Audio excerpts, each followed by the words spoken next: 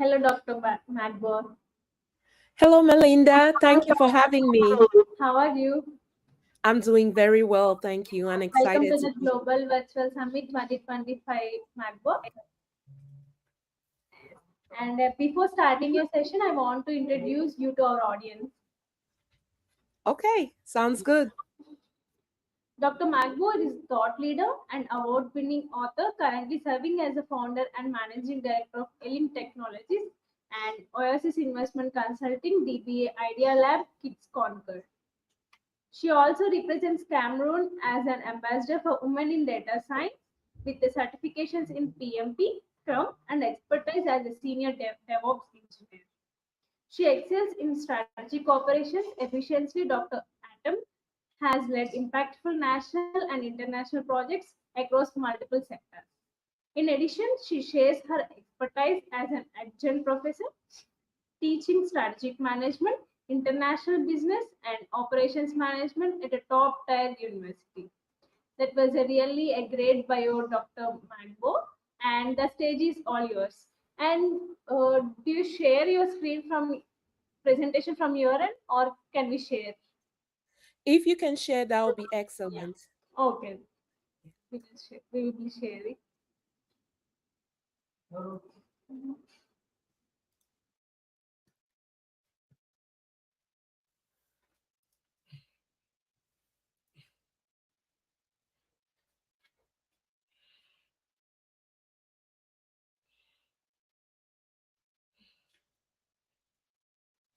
Do you have it? I can still share.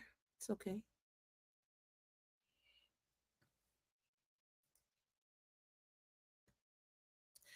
Awesome. Thank you ever so much. Thank you so much for having me. I am excited to be here. Let me know in the chat where you are watching from, and we are going to have a lot of fun today. So, write in the chat and let me know where we're watching from or where we're participating from. Do you want to go ahead and put it in present mode? That would be perfect. But today, in my talk, I wanted to talk with you all about how you can move from chaos to clarity. And these are the strategies for productivity and purposeful living. I begin with a very short story. I came from a culture and a background where women were not really celebrated. And I am the first of three girls. And so, in the world of IT, where it is full of male, this is a place where there is a lot of chaos. It is very scary for women to break through. But I decided to take on that challenge and be able to follow all the things and all the people I could learn from. And even though it looks like it was full of chaos, I remember the very first day in my coding class, I didn't even know where Tilda was. I chose not to give up, but to hold on to that challenge. And today, the story is different.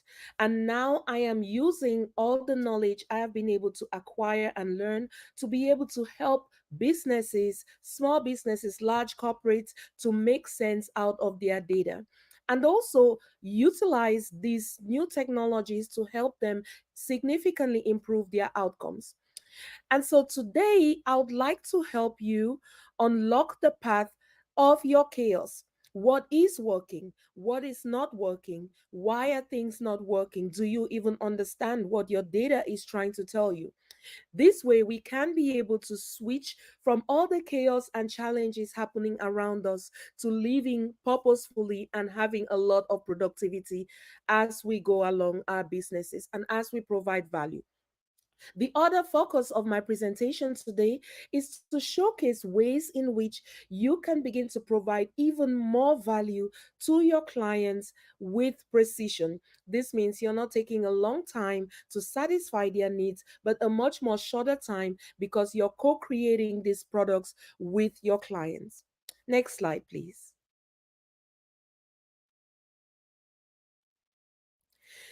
And so, our journey today, we're going to talk about how your data can actually speak to you, how to reflect and realign your processes so that you're able to achieve the maximum productivity Understanding what current processes you have that are actually working for you and which ones are making you bleed dollars. This way, you can realign, reorganize, and change the processes so that they are able to work for you and your clients. We're going to talk about how we can reorganize patterns based on what our numbers are telling us, not what we think the client is telling us, and how we can continue to inspire both our clients and our employees through action. Next slide.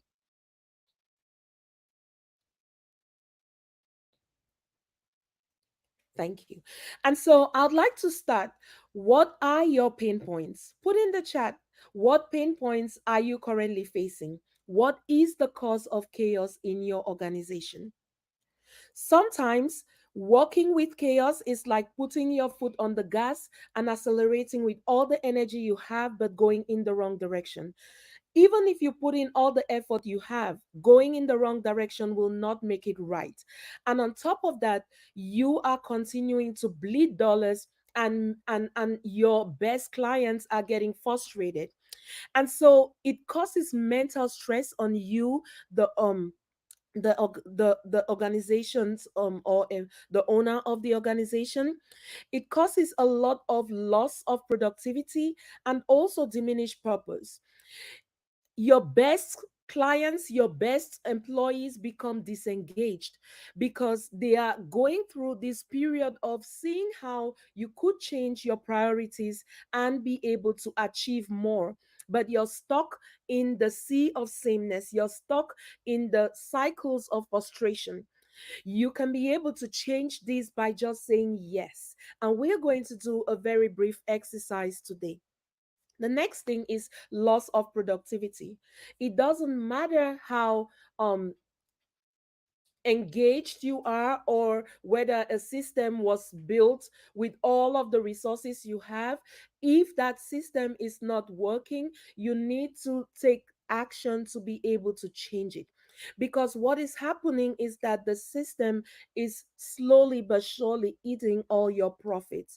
And then it's also slowly draining your best contractors, your best employees.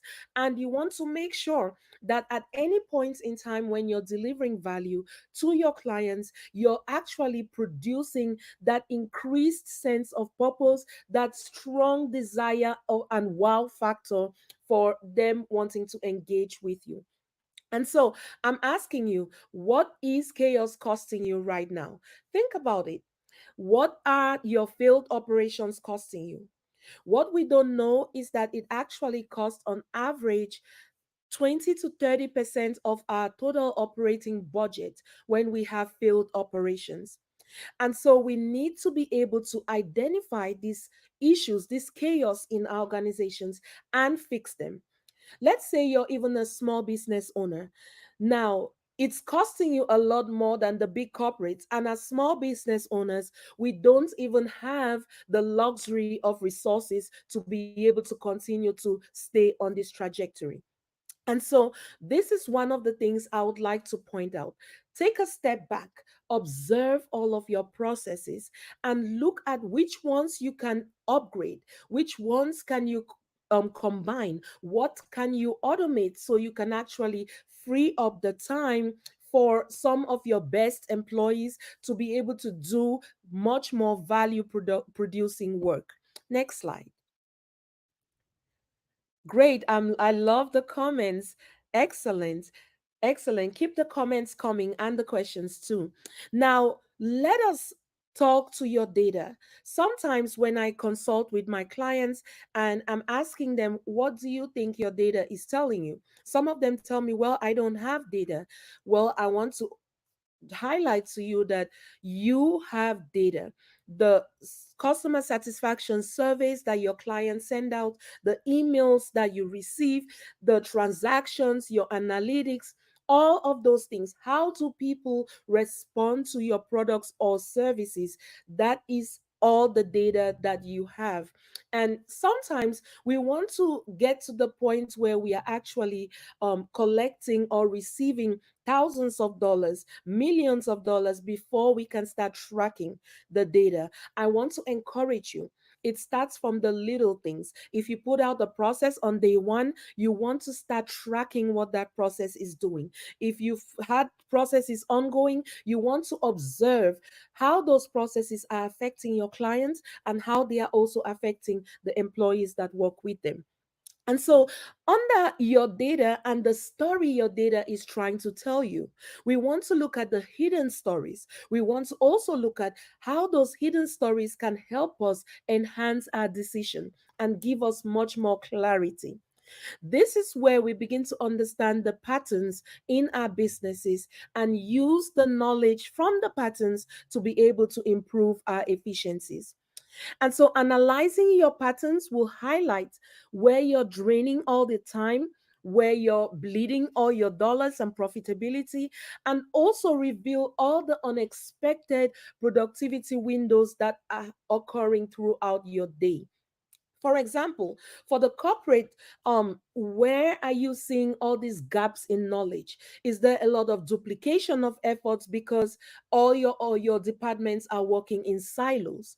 What are some of the things that you can collaboratively do with other departments such that you're not working in silos? There is no duplication of efforts, but you're actually optimizing all the resources you have available. When it comes to the small business side of things, you want to make sure that some of the new technologies like AI is working efficiently for you so you can spend more time doing and producing the value that your clients love. And so I would like to challenge you today. What is your data telling you? From the top of your head, some of you, if you have an idea of the kind of data you're collecting, what kinds of things is your data telling you? For example, if you keep having customers complain, what are they complaining about? In your customer review, that is a lot of data as well. What are the things that are making them smile the most? What are the things that are causing them pain? Why are they going to other competitors?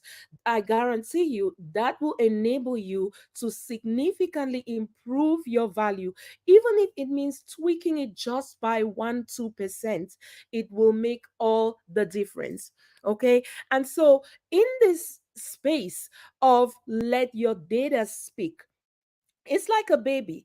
You have a young mother has a baby. If the baby is crying, it's one of three things, right? They're either hungry, they need a diaper change, or they just need a hug or something. You are able to figure it out. This is the same thing. When your data begins to cry out, what is it crying out about? You need to be able to identify it so you can tweak things and continue to stand out in the marketplace. Next slide. And so I have a lot of surprises for you all viewers today. And on our next slide, can you go to the next slide, please? I want to um There we go. Thank you. I want to tell you about my upcoming book. And this is an award book, Value Beyond Numbers. And I also wrote this book in collaboration with the famous Les Brown, Raymond Aron, Marcy Shimoff, and also a few other celebrities. In this book, I am decoding how you can be able to use your numbers. By numbers, it's the same as data. What is the information you have in your hands telling you to significantly improve your value and be able to provide solutions to your clients on time and with precision? Take, for example, in the healthcare space, let's say you have a patient in the hospital that turns up for stroke.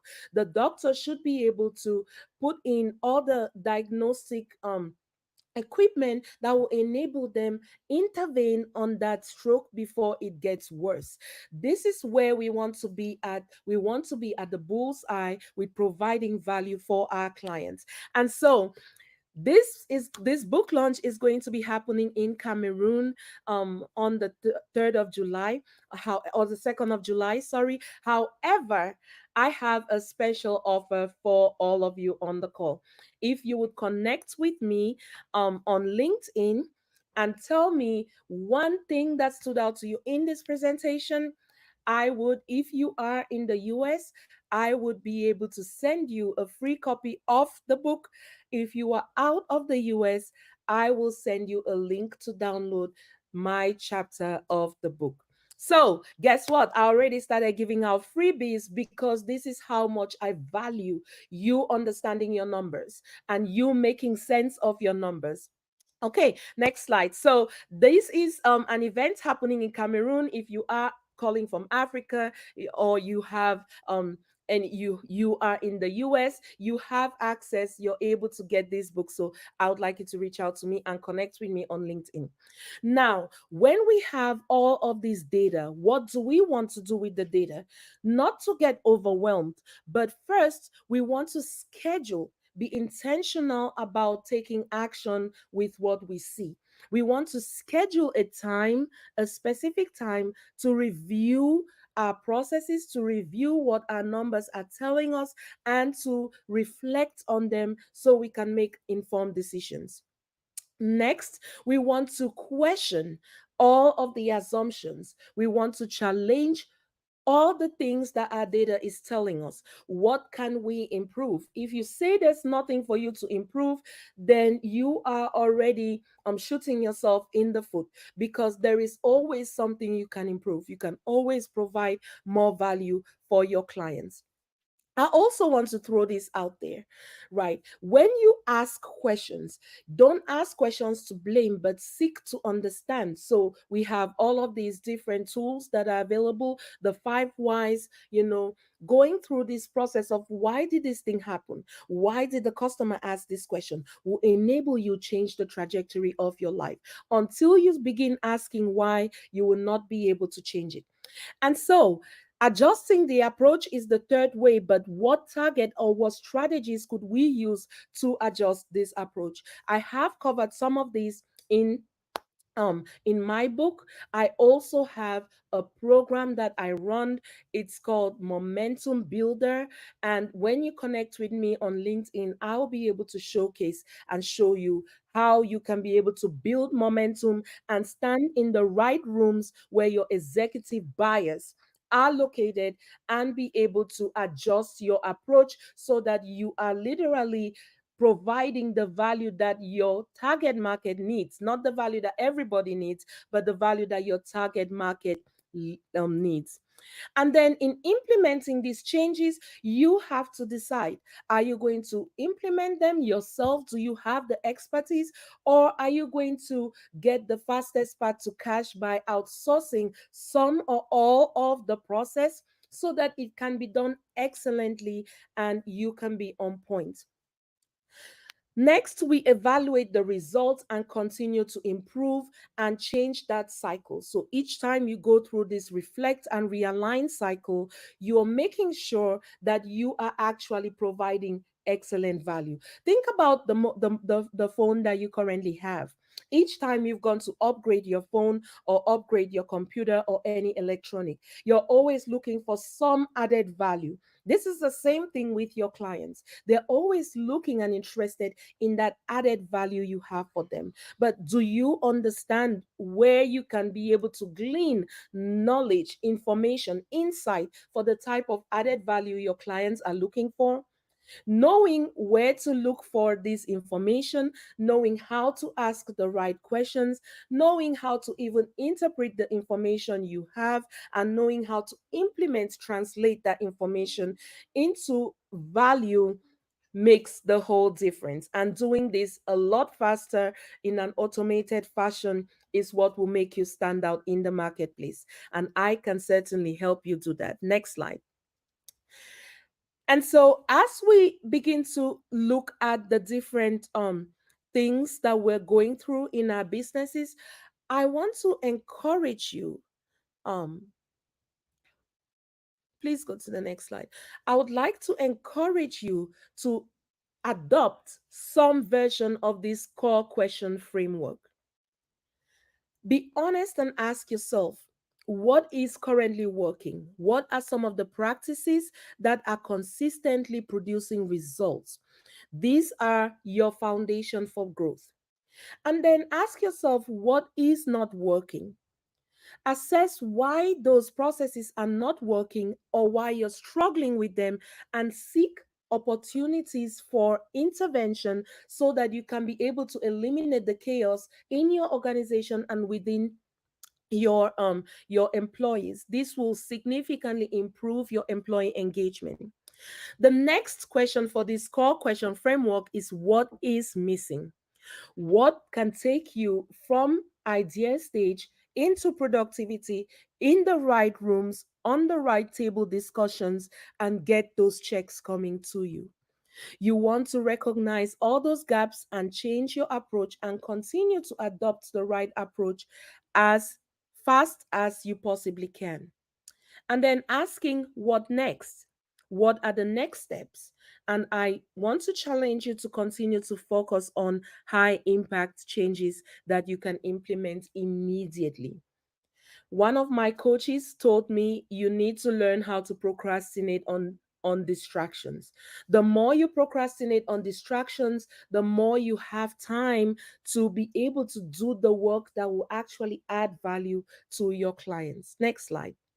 And so the whole of this framework may not directly apply to you, but parts of it will be able to change the trajectory of your business or change the trajectory of your organization or your department. And that is what I'm calling you to do today. Because when you decide to take off that chaos and change it into clarity, you make your organization a breathing space for productivity.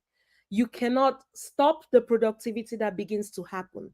And when your organization is continually being productive, it encourages and motivates your employees. They feel a sense of belonging, they feel motivated, and they also feel a sense of fulfillment. Next slide. Let's keep the slides coming. Oh, excellent. What can our daily data tell us if we often ignore? Exactly. And Thea Stambuli says, is there a story or example in the book that changed you? I have lots of stories. Connect with me on LinkedIn and I'll send some of those stories to you. Why is reflection the first step to real clarity? Great question, Alina. You need to stop because, for example, we are always, it's almost like you're on a Ferris wheel, you keep going, and you need to intentionally take the time to pause, take a stop, and think. Sometimes we as entrepreneurs, as business owners, have the fear that the moment we stop, the entire business is going to stop with us. That's what I said at the beginning. If you are the kind of person that when you go on vacation, your entire business goes on vacation with you, or if you stop to think, then your entire business pauses with you. We need to talk. There is a better way to do this thing. You cannot stop to think and your entire business stops with you. And so this is why reflection is key in revealing clarity. Okay, now with all of these, how do you recognize patterns for change? These are just some ideas to get your juices going. Repetitive tasks, what are some of those repetitive tasks that you can optimize? What are the bottlenecks? If all the approvals have to come through you, then that is a serious bottleneck. What happens, God forbid, if you're in the hospital or if you are stopping to reflect? You need to see and look for innovative ways in which you can eliminate bottlenecks. And then energy patterns. You need to note when you have your highest creativity and use it to create more value rather than use it to do work that you could otherwise have automated or outsourced. And then, what are some of those disruption triggers, right? You need to be able to understand them and create environments that would minimize those interruptions and still keep your business in motion. Next step. Great questions. Great questions. Aisha says, can chaos quite quietly kill purpose without us noticing? Absolutely. Absolutely, because of the nature in which chaos is, it's almost like you keep putting off fires, right? And then because you spend the majority of your quality time putting off fires, you're silently using all of your energy, your creative energy, to put off fires rather than create value. Putting off fires never ever creates value for clients. However, when you take a step back to reflect, you give yourself the permission to provide more value for your clients. And right here are some pattern recognition tools. I always like to mention that good old journaling is critical. Using all the innovative technology you have, all the AI tools you have, will help you get a leg forward in recognizing some of those patterns, some of those bottlenecks, some of those things that are preventing you from actually achieving the productivity that you are able to achieve. Next slide. Keep the questions coming, keep the questions coming. And so, with all of this, what am I saying? I'm saying go back to your organization, take a break, look at, reflect at your processes. And then, when you finally find that system that works, pay the way forward. Inspire through action, lead by example, be able to teach your employees so they can foster collaboration and empower others. A lot of the productivity starts with us as business owners. And once we are able to grasp the value, the wealth that is embedded in the process of transforming all our chaos into clarity, then we really actually begin to shine. So, thank you so much for listening to me. I look forward to connecting with you on LinkedIn. I look forward to welcoming some of you. I look forward to engaging with you. These are just go back to the last slide before I round up. I promised that we were going to do a brief reflection exercise. Go back to um slide 13, I think it is, or 12 maybe. Yeah, yes, that one. The one before this. This one. All right. I want you, sorry, the one, yes, this one. I want you right now where you are. Close your eyes and take a deep breath. What is one thing you can do this week to set you on the path for transforming the chaos in your organization to clarity? Think about it.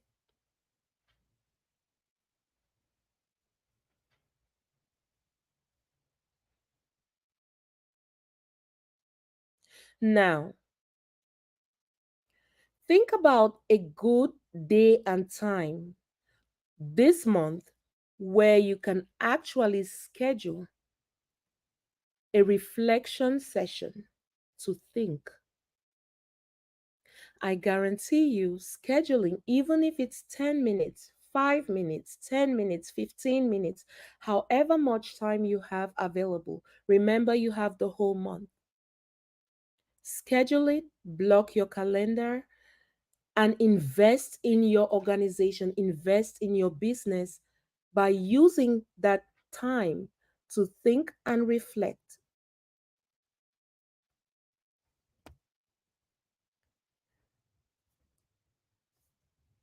Your eyes still closed. Think about the next quarter. What is one change you can implement based on the insight you've just had?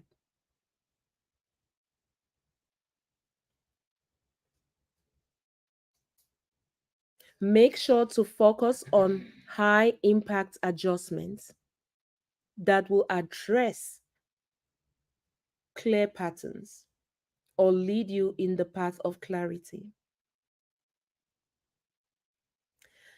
And this year, think about how you can expand your approach to include team patterns and share your journey by inviting others in your clarity quest. Ladies and gentlemen, congratulations. You have taken the first step in transforming the chaos in your organization into clarity. I would like to thank you very much for this time, and I look forward to connecting with you on social media. If you have any questions, feel free to put them in the chat. Without much further ado, thank you very much for having me, and thank you for listening. Over to you, Melinda. Yes, Dr. Magbo, that was really an inspiring talk. Uh, we Thank gained you. so much of knowledge from your session. And we have a few questions from our audience. I want to ask you one. And Okay. how do we know if our work reflects our real priorities? Excellent. I love that question because it always comes up in my consulting. Your work will reflect your priorities when your clients keep coming back to you saying they are happy. Secondly, your bank balance, the checks coming in will definitely reflect your priorities. So it's always in the two things. How much productivity, how much are you able to get out? If you're constantly running behind time, never having enough time, never having enough resources, that is an indication that your work is not reflecting your priorities. The second thing is if you're continuing to bleed dollars. By bleeding dollars, you're always on the negative end of the spectrum. Then you already know that your priority is the fastest path to cash. And there is a lot of chaos preventing you from tapping into that abundance. And so taking that step back to just reflect will point you in the right direction. And sometimes your clients want to give you more, but you're not even located in the room where your clients are based. And so you cannot be able to serve the right people.